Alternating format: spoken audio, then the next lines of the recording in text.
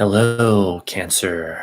I'm Poetic Heretic, and this is your October 2019 Astrology cast. I'll be going over what I consider to be the most important astrological developments for October for your sign of Cancer and giving you my interpretation of them. And this applies whether you're a Cancer, Sun, Rising, or Moon. So let us begin. First, before we can properly understand the astrology of October, we have to go back to the end of September, specifically to September 28th, when we had the new moon in Libra in your fourth house opposite Chiron. So every new moon is the beginning of the lunar cycle, which lasts 28 days. So this new moon beginning September 20th is going to stretch through the vast majority of October, all the way up until the next new moon, which is on October 27th. So this energy of the new moon in Libra and in your fourth house on September 28th is going to be active for the vast majority of October as well. Now, the new moon taking place in your fourth house, what does that mean? That is new beginnings surrounding the home, the family, your immediate environment, perhaps a sense of safety and security, perhaps deep emotional issues. All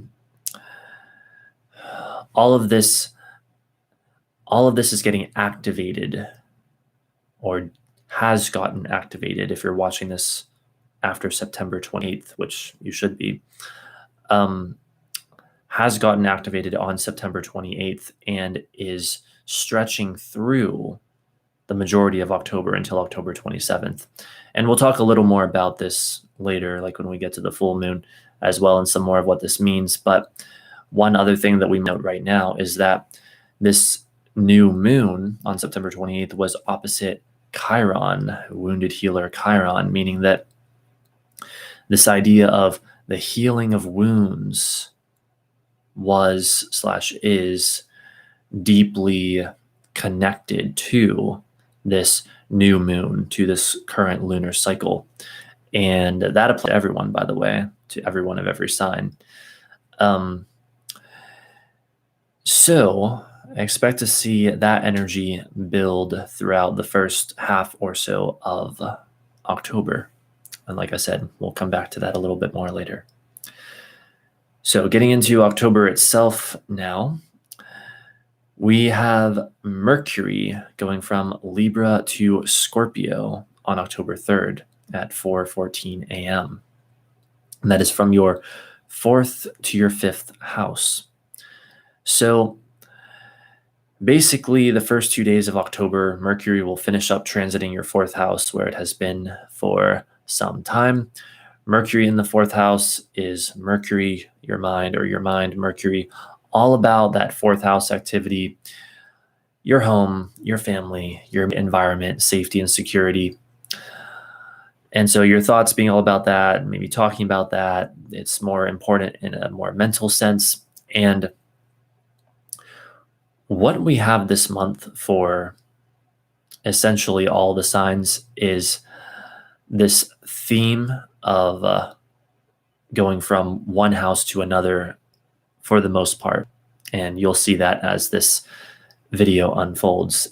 For you, it's going from the fourth house to the fifth house, but there are specific ways in which that happens. And so it's not exactly common that we have this many planets sort of clustered together. They are breaking apart now compared to where they were in, say, August and September, but they're still fairly close together. And so we have a lot of this, we're going from the fourth house to the fifth house because one planet after another is doing that. So, like I said, the first 2 days of October, Mercury will be in your fourth house.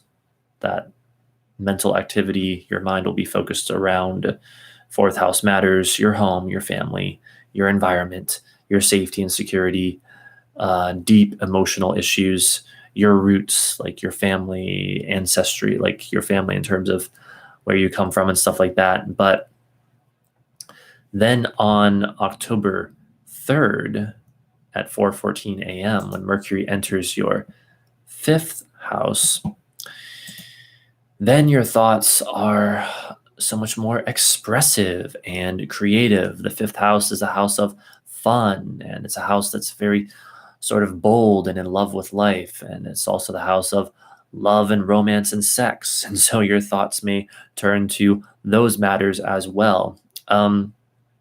It's an absolutely great time for creative thinking and creative self-expression. So remember that takes effect October 3rd, and that's from October 3rd through the rest of October.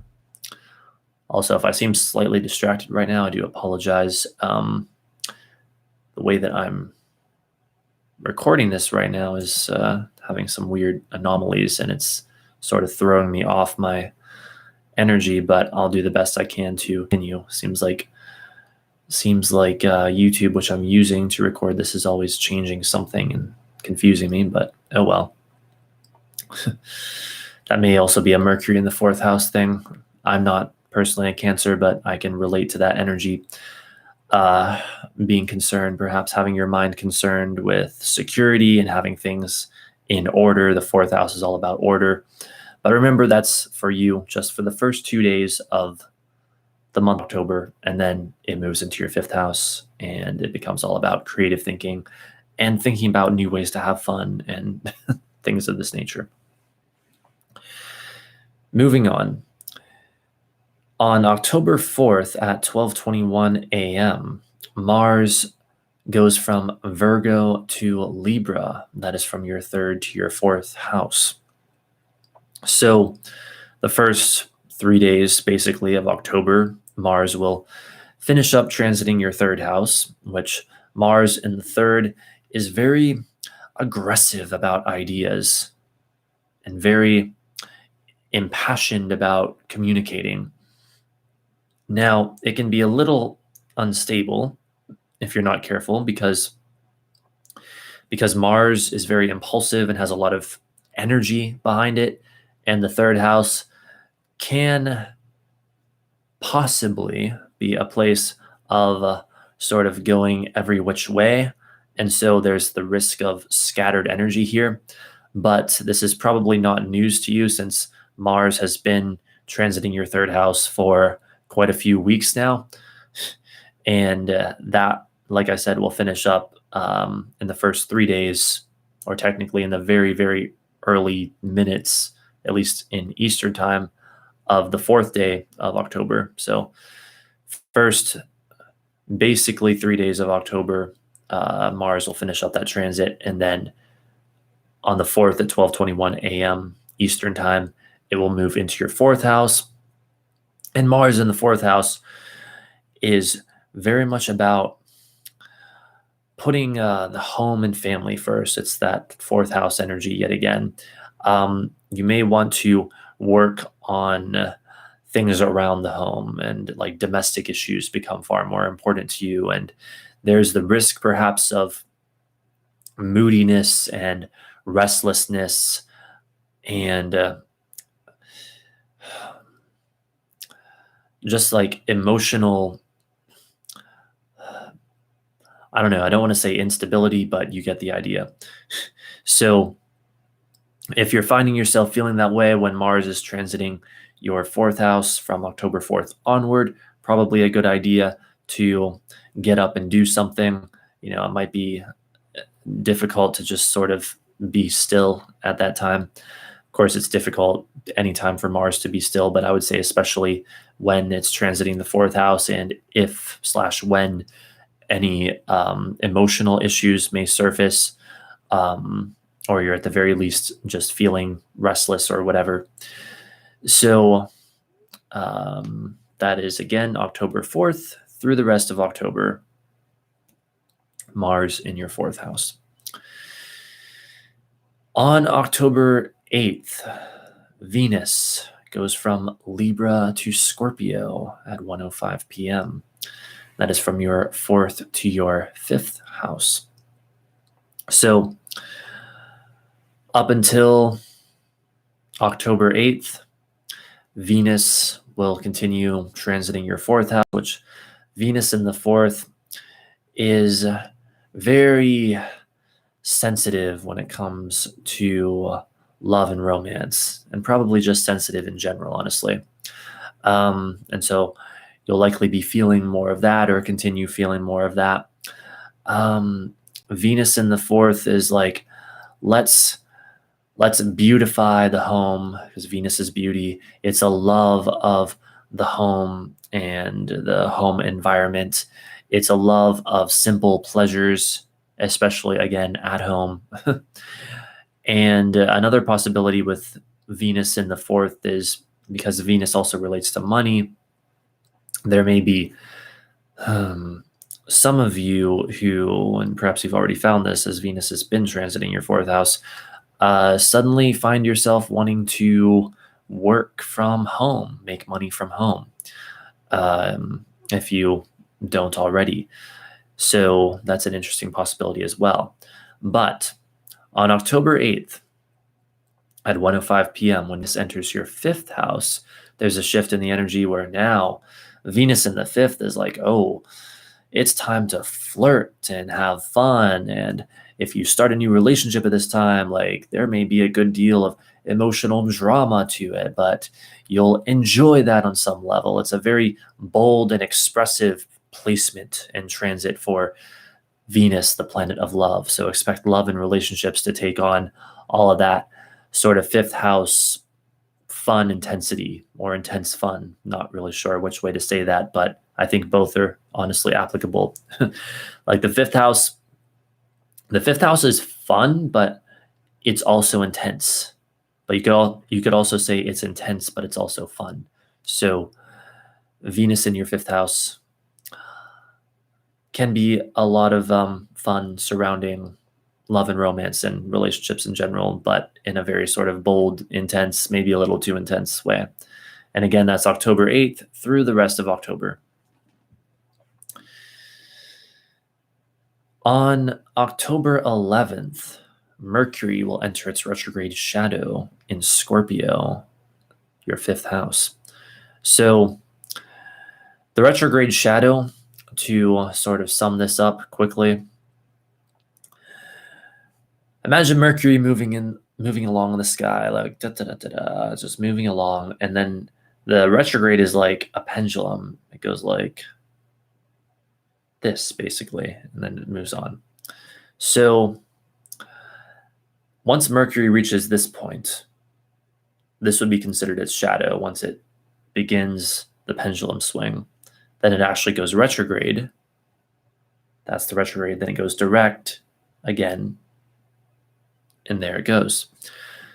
So the shadow is what it goes through just before and just after it is actually retrograde. And when it enters its shadow, it begins to feel like Mercury is already retrograde. And that is, again, October 11th. So remember, Mercury retrograde, some people take a very extreme position and say, oh, it's just going to be awful. It's like the end of the world. Other people say you don't really have to worry about it at all. I tend to take a middle of the road approach, and I say, while it's not the end of the world, it should also still be honored. You should avoid starting new things during a Mercury retrograde if you can help it. You should be extra careful about your communication and any information exchange during a Mercury retrograde. And yes, there may be mechanical breakdowns, so don't be taking any risks in that area during a Mercury retrograde. But at the same time, I think a little caution goes a long way. Now, like I said, this is taking place in your 5th house of love and fun and romance and sex, all that stuff that we were just talking about with a sort of bold intensity. So when a planet goes retrograde, essentially you can think of it also as the signal of it getting turned up. and Mercury is the mind. So your mind is going to become much more intensified around those fifth house matters of love and fun and romance and sex. And also, fifth house is gambling and risk taking, by the way. So be very careful about gambling and risk taking during this time. I would say that's some good advice. You definitely don't want to be taking risks during a Mercury retrograde if you can help it. And same goes for when it's in its shadow, both before and after the retrograde. All right, so the next big event is the full moon in Aries on October 13th at 5:07 p.m. And that is in your 10th house. But before we talk about that, remember, I mentioned this earlier, as I mentioned the new moon in Libra on September 28th, and I said we'd come back to this. Well, now we are. So that new moon was in your 4th house of home and family. And what we see with the full moon is a culmination of the energy. The energy peaks. The full moon is where things happen. You see action on the full moon of all kinds. Things happen on the full moon. And the kinds of things that you can expect to see happening are things relating to the culmination of the energy that started at the new moon of your 4th house of home and family and immediate environment and all that. So basically what all this means is expect to see some things really happen on October 13th, on or around October 13th, involving your domestic life, involving your home, your family, involving perhaps needs, wants, desires, like your emotional world, your private world, your inner world, all of that sort of thing. Perhaps even things involving your sense of safety and security, all of that kind of emotional, personal stuff, but not personal as in only you, but personal as in your needs involving other people. I would say especially expect all of that to really come to a head on October 13th, on or around really October 13th, the date of the full moon. Now, this also includes, of course, your 10th house of career. And so in addition to all of that stuff I just mentioned coming to a head on the full moon, you can also expect stuff relating to your career, your goals, your whatever your main focus is in life, at least at this time, to also come to a head on or around the time of the full moon, October 13th. All of that stuff will be activated. All right, so moving on. On October 23rd at 1:19 p.m., the sun enters Scorpio, as it does every time in October this time of year, as it does every year this time of year. And so the sun is also transitioning from your 4th to your 5th house. And so this is more of what we've already gone over so much already with this 4th house to 5th house theme. And so sun is the giver of life. It is our life force. It is awareness. It is our sense of self. It brings life and lights up whatever part of your chart it is transiting or wherever it is in your natal chart. So when it goes from your 4th to your 5th house, well, let's put it this way, up until October 23rd, as it's continually transiting your 4th house, that means that it's just yet another indicator of how lit up, how activated, how vivified all of that home and family and emotional and deeply personal matters are to you. And then on October 23rd, there's a shift in that energy into the 5th house, and the sun in the 5th house wants to be extremely expressive and much more about fun and mixing it up with other people, often in a romantic sense, all of this fifth house stuff that we've already been over. And that is, of course, for the rest of October and into 2/3 of November. Next, on October 27th, we have the new moon in Scorpio at 11:38 p.m. That is in your fifth house, and it is opposite Uranus. So, at last, the end of the previous lunar cycle that we went over earlier, and now a new one begins at the end of October and will stretch through most of November. So the new moon in your fifth house is talking about new beginnings surrounding all of that fifth house activity that we've been over a million times already in this video. Fifth house of love and fun and romance and sex and gambling / risk taking, all of these things. New beginnings in that area. However, this new moon is very interesting because it is opposite Uranus. Sudden, shocking, unexpected, unpredictable Uranus. And so the way that I am interpreting this, my personal astrological theory, is that with the new moon already being a time of new beginnings, this is almost like a new moon on steroids. I would expect this new moon with its Uranian energy infused into it to come in like a bolt of lightning, because that is also a very Uranian thing. Uranus is the sudden lightning strike. So expect on October 27th, on or around, but I would say especially on October 27th, there to be some kind of sudden, shocking new beginning or some sudden, shocking event that facilitates a new beginning in your life. And again, for you, lucky you, Cancer, it's in your fifth house, which is a really, really positive house overall, fifth house of fun and love and romance and sex. So it's a good placement. Just, on October 27th, nevertheless, expect the unexpected, I would say. On October 30th, there is a Mercury Venus conjunction in Scorpio at 6:04 p.m. and yet again in your fifth house. So first of all, Mercury Venus conjunction, what is that?